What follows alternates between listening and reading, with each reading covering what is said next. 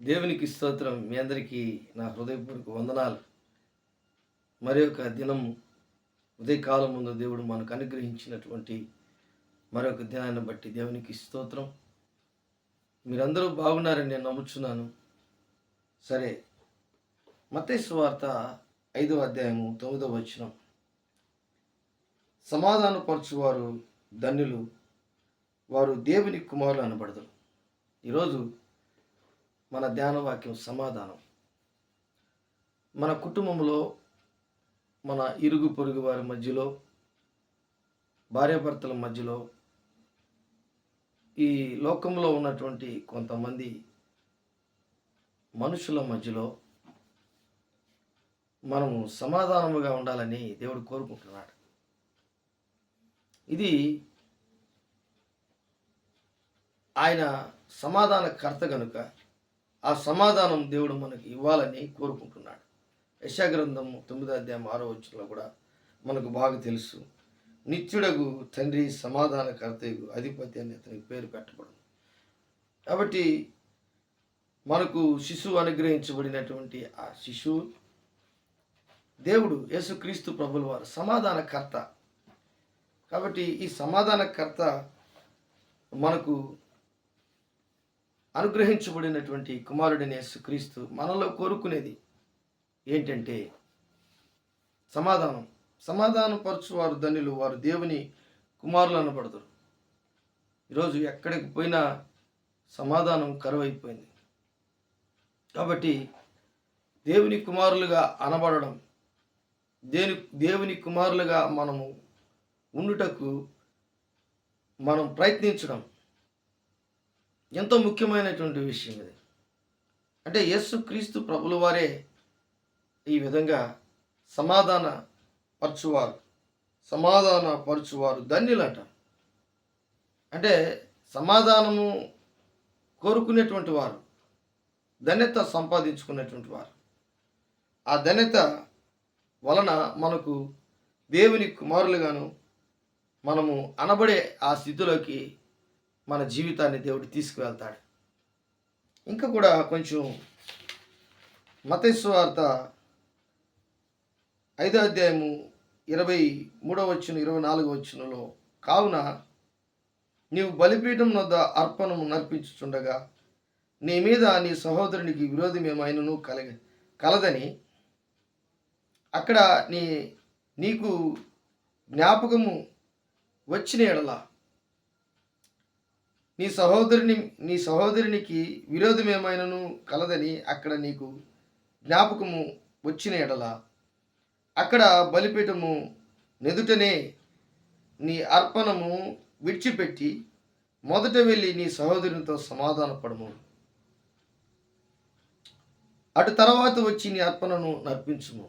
కాబట్టి మన సహోదరుడు, నీ యొక్క తోబుట్టు, లేకపోతే నీ బంధువు, ఈ లోకంలో ఉన్నటువంటి ఆ ఒక సహోదర భావంతో కూడినటువంటి వారందరికీ కూడా ఒకవేళ వారితో నువ్వు ఇబ్బందితో సహవాసములో కొంచెం తేడా వచ్చినట్లయితే, నీ అర్పణ దేవునికి ప్రతిరోజు స్తుతులు, స్తోత్ర బలులు, అలాగే ఏదైతే నువ్వు దేవునికి స్తుతులు, స్తోత్ర బలులు, నీ నైవేద్యం దేవునికి అర్పిస్తున్నావో ఆ సమయంలో ఒకవేళ అతను జ్ఞాపకం వస్తే వాటిని అక్కడ పెట్టి ముందుగా వారితో సమాధాన పడమంటున్నావు. ఎందుకంటే సమాధానపరచువారు ధన్యులు, వారు దేవుని కుమారులు అనబడతారు. ఆ కుమారత్వం సంపాదించుకోవాలి. తను ఎందరు అంగీకరించరు అనగా తన నామందు విశ్వాసం ఉంచు వారికి దేవుని పిల్లలగుటకు అధికారం అనుగ్రహించిన దేవుడు దాంట్లో సమాధానం కోరుకుంటున్నాడు. ఇది చాలా ముఖ్యమైనటువంటి విషయం. ఇంకా కూడా కొన్ని విషయాలు మనం గమనించినట్లయితే, మార్కు సువార్త 9వ అధ్యాయము 50వ వచనంలో, ఉప్పు మంచిదే కానీ ఉప్పు నిస్సారమైన ఎడల దేనివల్ల మీరు దానికి సారము కలుగజేతురు? ఇది ప్రశ్న. మీరు ఉప్పు సారము గలవారై ఉండి ఒకరితో ఒకరు సమాధానము సమాధానముగా ఉండుడని చెప్పాను. అంటే సహోదరునితో సఖ్యమైతే నువ్వు ఖచ్చితంగా నువ్వు సమాధాన పడాలి. అప్పుడు నువ్వు దేవుని కుమారుడు అనబడతావు. ఇప్పుడు ఒకరితో ఒకరు నీ ఆఫీసులో కానీ, నీ ఇంట్లో కానీ, నీ ఇరుగు పొరుగు వారితో కానీ, సమాజంలో కానీ, నీ మందిరంలో కానీ, చర్చిలో కానీ, ఎక్కడికి వెళ్ళినా ఒకరితో ఒకరు సమాధానంగా ఉండాలి. కాబట్టి దేవుడు మీరు లోకమునకు వెలుగై ఉండండి, మీరు లోకమునకు ఉప్పై ఉండండి, ఇలాగా దేవుడే చెప్పాడు. కాబట్టి అన్ని విషయాల్లో మనం కలిసిపోయేటట్లుగా ఉప్పుతో పోల్చాడు దేవుడు. కాబట్టి ఒక క్రైస్తవుడు ఆ క్రైస్తవునికి ఉండవలసినటువంటి ఆ మంచి గుణ లక్షణం సమాధానం. అన్నిట్లో ఆహారములన్నిట్లో ఉప్పు లేకపోతే చాలా రుచి అనిపించదు, రుచి కలగదు. కానీ ఉప్పు ఎప్పుడైతే వాడతామో వెంటనే ఆ రుచి అనేది తెలుస్తుంది, వాసన కూడా వస్తుంది.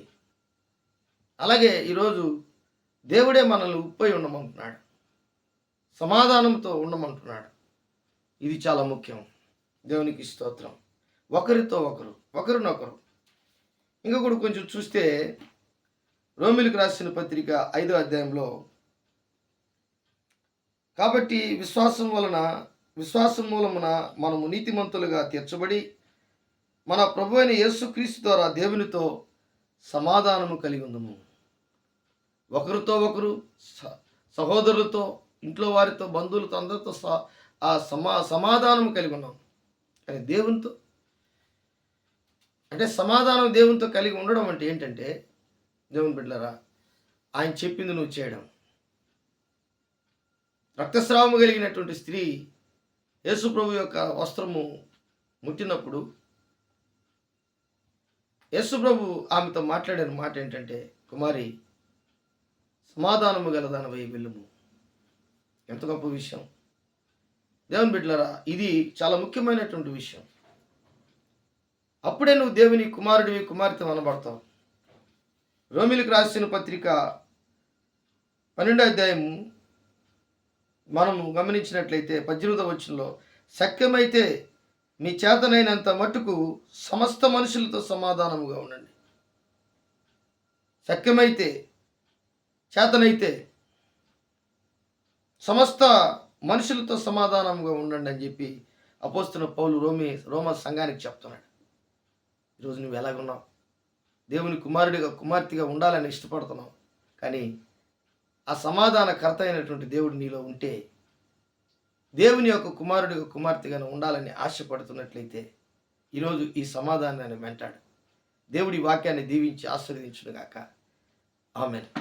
ప్రేమ నమ్మకం కలిగినటువంటి నా యేసయ్య కూడి వచ్చినటువంటి బిడ్డలందరినీ, ఈ వీడియో చూస్తున్నటువంటి వారిని దేవుడు ఖచ్చితంగా దీవించి ఆస్వాదించునుగాక. సమాధానకర్తగా వారికి ముందుగా నడుచునుగాక. వారి యొక్క ప్రార్థన ఆలకించునుగాక. సహాయం చేయమని నజరేయుడైన యేసు నామములో అడిగి వేడుకుంటున్నాను తండ్రి. ఆమేన్. ఆమేన్.